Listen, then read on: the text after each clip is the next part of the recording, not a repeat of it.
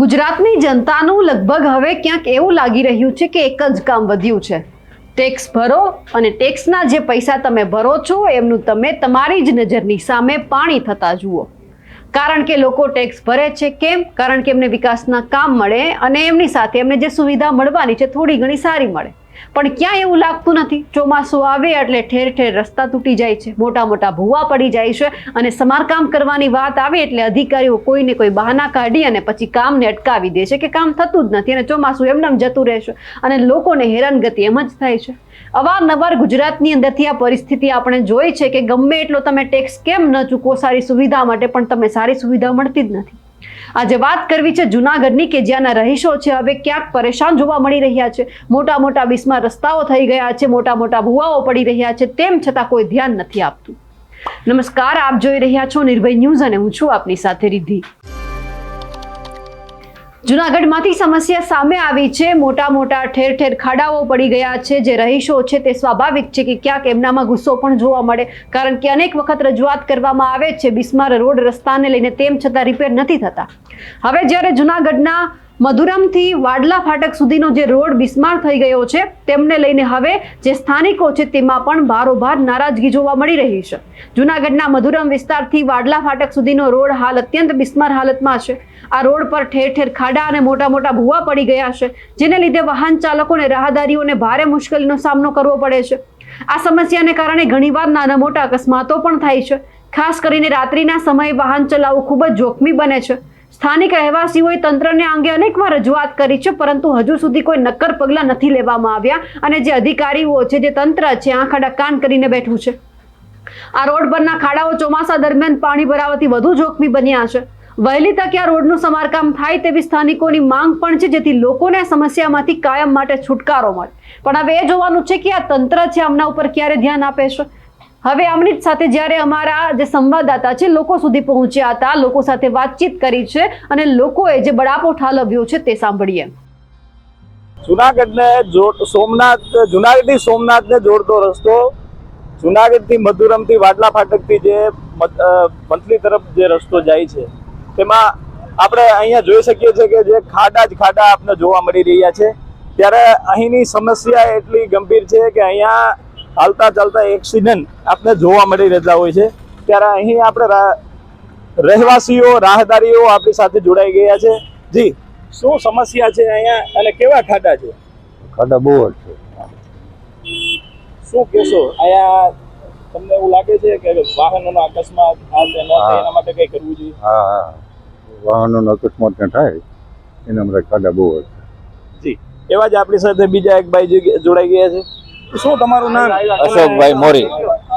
અશોકભાઈ મોરી। આ જે મધુરમથી લઈને આપણે વાડલા ફાટક સુધી જે રસ્તો જાય છે એમાં અસંખ્ય ખાડાઓ છે, તમે રોજ જોઈ શકો છો।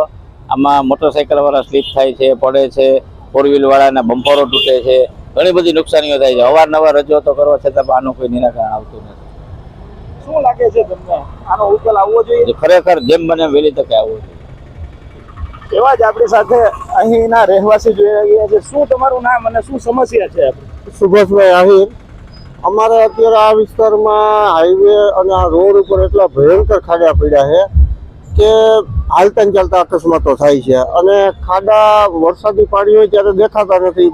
મહિલાઓ, સ્કૂલના બાળકો આ વારંવાર અકસ્માત થાય છે અને ઘણાની કમરો તૂટી છે, ઘણાના હાથ પગ ભાંગ્યા છે। હવે તંત્ર જાગે ના ખાડાને તાત્કાલિક રિપેર કરે એવી માંગ છે, નહીતર હવે એવું લાગે છે કે આમાં હાડકાના અને કમરના ડોક્ટરો અને તંત્રનું સેટિંગ છે શું છે, એટલે થોડીક આ સમસ્યાનું કાયમી નિવારણ આવે અને આ જે પોલ હાલે ને એને વહેલી તકે કરી અને ખાડા રિપેર કરે અને સરખું કામ કરે તો રાહદારીઓ અને અહીંના રહેવાસીઓને થોડોક નિરાશ થાય।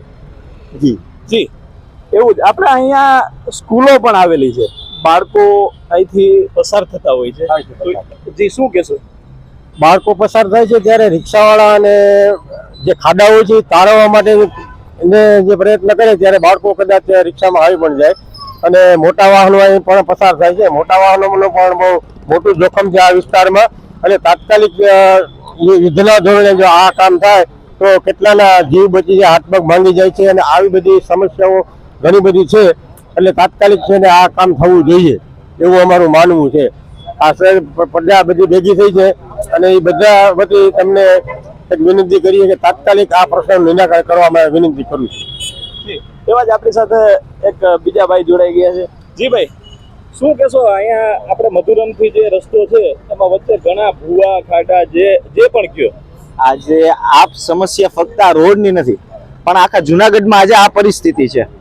જુનાગઢમાં તમે જુઓ તો રસ્તા કરતા ખાડા વધારે છે અને કાદવ કીચડવાળા રસ્તા છે.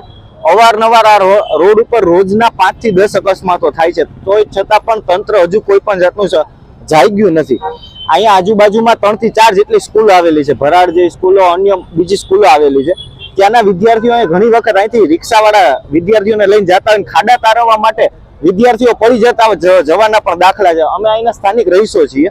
અહીંયા એટલા ખાડા છે, એટલો અહીંયા રસ્તો ગંભીર ખરાબ હાલતમાં છે કે અવારનવાર અહીં અકસ્માત થાય છે. તો પણ છતાં પણ કોઈ પણ જાતની કાર્યવાહી તંત્ર દ્વારા કરવામાં નથી આવી. ત્યારે જ ક્યાંક ને ક્યાંક આજે અમે નહીં પણ તમામ જુનાગઢના તમામ લોકો, આ જુનાગઢ નથી પણ ખાડાગઢ કેવા માંડ્યા છે, એનું મુખ્ય ઉદાહરણ આ રસ્તો અને જુનાગઢની તમામ રસ્તાઓ છે. ત્યારે તંત્રને અમારી વિનંતી છે કે જલ્દીમાં જલ્દી આ રસ્તાનું તાત્કાલિક ક્યાંક ને ક્યાંક નિવારણ કરી આની ઉપર નવો રસ્તો બનાવવામાં આવે અથવા તો આ ખાડાને ક્યાંક ને ક્યાંક દૂરવામાં આવે. જી, તો લોકોની એવી સમસ્યા, લોકોનું કહેવું એવું છે કે અહીંની સમસ્યાનો જલ્દીથી ઉકેલ આવે અને આ ખાડા છે તેને બુરવામાં આવે. જી ભાઈ, આપણે અહીંના એક રાહદારી છે, તમે કઈ જગ્યાએ જાવ છો અને તમને કેવું લાગ્યું અહીંથી? રસ્તો બહુ ખરાબ છે અને અહીંયા જ રહીએ છીએ મોટી પેલેસ ટાઉનશીપમાં. મધુરમથી અહીં સુધી પહોંચ્યા કેટલા ખાડા તમને મળ્યા? 15 થી 20 ખાડા નકર ખાડા જ છે. નકરામાં રસ્તામાં હાલવામાં બહુ તકલીફ પડે છે નાના છોકરાઓને બધાને. શું કહેશો, તંત્ર પાસે શું માગણી છે તમારી? સારા રસ્તા કરે અને સારી ફેસિલિટી આપે છે. તો આ હતા રાહદારીઓ છે, રહેવાસીઓ છે અહીંના, જે ખાડા બુરવાની નવો રોડ બને એની માગણી કરી રહ્યા છે. રિપોર્ટર યજ્ઞેશભાઈ ભટ્ટ, નિર્ભય ન્યૂઝ, જુનાગઢ. જે મારું નામ છે યશ મોકરિયા અને હું વિશ્વકર્મામાં રહેવાસી છું. આજે હું મધુરમમાંથી આવ્યો તો મને રસ્તા જોઈને મને એવું થયું કે સરકાર શું કરે છે.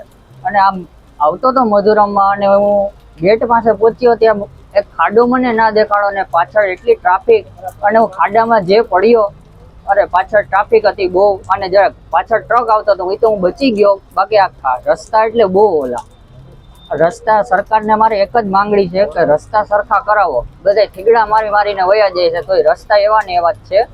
તોય રસ્તા સરખા કરાવવાની મારી માંગણી છે. અને બમ્પ આવે તો આગળના જે ખાડા છે એ દેખાતા નથી. આજે હું બહાર હું મોતીબાગ ગયો તો ત્યાં ખાડા, ભવનાથમાં ખાડા અને પાણી બહુ ભરાય છે. અમારા સોસાયટીમાં પણ ખાડા બહુ છે, ત્યાં પાણી બહુ ભરાય છે. અને સરકારને માંગણી એટલી જ કરવાની કે વિશ્વકર્મામાં રહું. વિશ્વકર્મામાં એટલો આમ ખરાબ રસ્તો છે કે આમ તમે જોવું તો આમ ખાડા અને કળમાં અને દુખાવો તમને ઉપડી જાય. એમ થાય કે હમણાં હોસ્પિટલમાં દાખલ થઈ જવા દેવું તો તમને લાગે. અને ખાડા બહુ છે. ક્યાં સુધી તંત્ર છે તે શીખ નહીં લે? કોઈ પણ કામગીરી કરવાની હોય છે તો આંખ આડા કાન કરીને બેસી જાય છે. કામ કરવાનો વારો આવે છે ત્યારે તેઓ ઊંઘતા હોય છે. ચોમાસામાં લોકોને એમની મદદની જરૂર હોય છે. મોટા જ્યારે ખાડા પડતા હોય છે, બિસ્માર રોડ રસ્તા થતા હોય છે, ત્યારે સ્વાભાવિક છે કે લોકો એવું કહે કે અમને સારા રોડ રસ્તા આપો. સારા રોડ રસ્તા તો નથી મળતા પણ સમારકામ પણ નથી થતું. પણ હવે જ્યારે આ એક મામલો સામે આવ્યો છે, જે સમસ્યા સામે આવી છે, એ જોવાનું છે કે તંત્ર ક્યારે આમનો ઉકેલ લાવે છે, ક્યારે સારા રોડ રસ્તા લોકોને મળે છે, જેથી કરી વાહન ચાલકોને ક્યાંક એ ડર ન રહે કે અમે ઘરે કોઈ કામથી બહાર નીકળ્યા છીએ તો સહી સલામત ઘરે પહોંચશું કે કેમ, કે અમારો પરિવાર અમારી રાહ જોતો રહેશે.